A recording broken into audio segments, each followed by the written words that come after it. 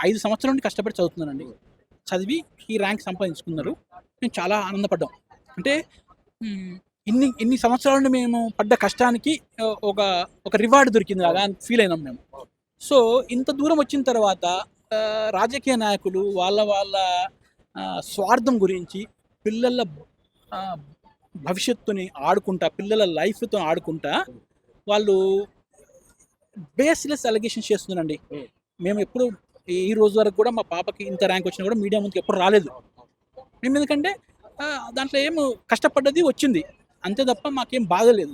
సంతోషం ఏం లేకుండే. సరే వచ్చింది కష్టపడ్డది దానికి వచ్చిందని. ర్యాంక్ వచ్చినప్పుడు ఉన్న ఫీలింగ్ సార్, అండ్ సడన్ గా ఈ కోర్టు జడ్జిమెంట్ ఇవ్వడం అండ్ సడన్ గా ఎగ్జామ్స్ కూడా క్యాన్సిల్ చేస్తారేమో అని చెప్పి క్వశ్చన్ మార్క్ రావడం, సో అప్పుడు ఆ ఫీలింగ్. డెఫినెట్‌లీ అండి. ఇంత కష్టపడ్డాక నోటి దానికి వచ్చిన బుక్క పోతుంటే ఎవరైనా బాధపడతారండి. ఇది చిన్న పోస్ట్ కాదండి.